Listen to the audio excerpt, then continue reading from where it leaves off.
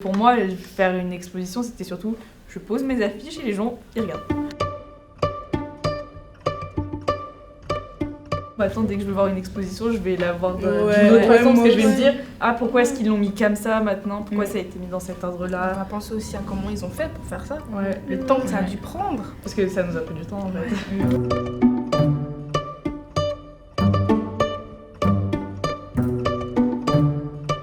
Moi, je vous ai proposé déjà quelques axes, en vous montrant comment est-ce qu'on peut assembler certaines images ensemble. Et puis après, ce sera à vous d'essayer de faire une sélection en petits groupes. Et puis après, vous nous expliquerez pourquoi est-ce que vous avez décidé d'assembler telle et telle image ensemble.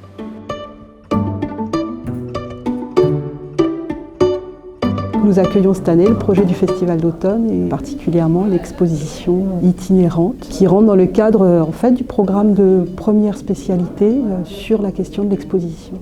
J'aurais bien pris elle pour la deuxième parce que regarde bien. Et donc là en ce moment ils sont en grand débat sur pourquoi cette affiche-là et pas celle-là en essayant de travailler leur argumentation et du coup sans s'en rendre compte, d'acquérir le vocabulaire adéquat. Et il m'a dit on devrait s'intéresser à la démarche. Je lui ai dit dans ce cas-là, pourquoi on ne s'est pas intéressé à la démarche pour celui-là? Et les élèves, du coup, ont la chance de pouvoir explorer la notion de commissariat d'exposition, la question de la médiation et puis même la question de l'accrochage, donc de la scénographie. Vraiment, au début, on commence dans le flou, du coup. On dézoome et là, on a quelque chose de beaucoup moins abstrait. On peut apercevoir, je crois, même une personne. Et du coup, ça pourrait peut-être même nous indiquer la direction, parce que ce serait l'affiche d'après. C'était extrêmement marrant et intéressant d'avoir inventé un puzzle qui n'existait pas. Ouais. C'est-à-dire d'avoir créé une histoire entre des personnes qui n'ont probablement aucun lien, et des œuvres aussi qui n'ont probablement aucun lien entre elles.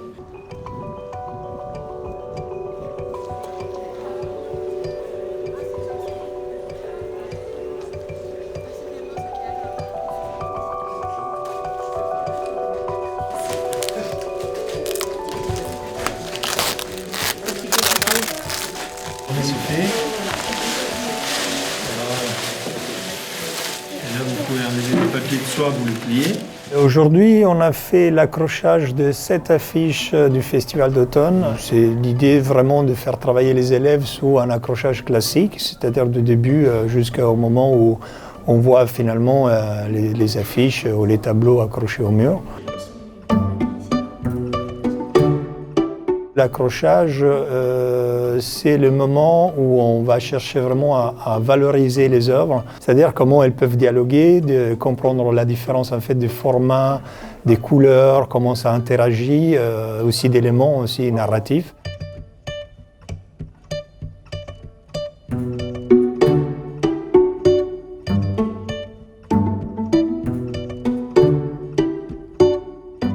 Alors, intemporel, un mot. Est-ce que tu peux nous dire quelle affiche autour de nous te fait écho? Est-ce qu'il y a une affiche qui pour toi correspond à ce mot?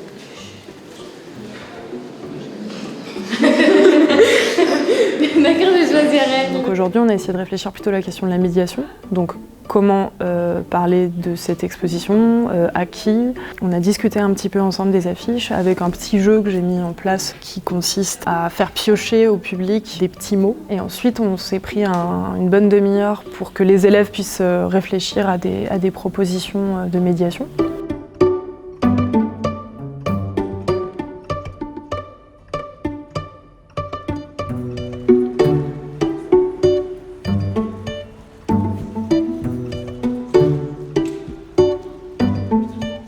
Captiver leur attention, c'était plus compliqué. Gérer les blancs gênants. Et réveiller leur attention, les pousser à s'interroger eux-mêmes aussi, ça a été compliqué. Dans le noir, vous trouverez toujours votre lumière.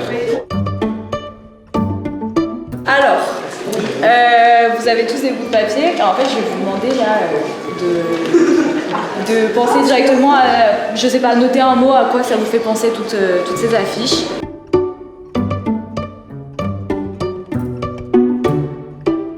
Ça représente bien ce que le Festival d'automne représente parce qu'il n'y a pas seulement des dessins ou des tableaux, il y a aussi de la danse. Ouais, voilà, c'est un festival qui regroupe toutes les formes d'art. honnêtement, cette expérience m'a changé à jamais. Honnêtement, elle m'a fait évoluer. Je vois les choses d'un autre regard maintenant. C'est ça qui est intéressant. En fait. Elle a été très enrichissante. C'est exactement ça.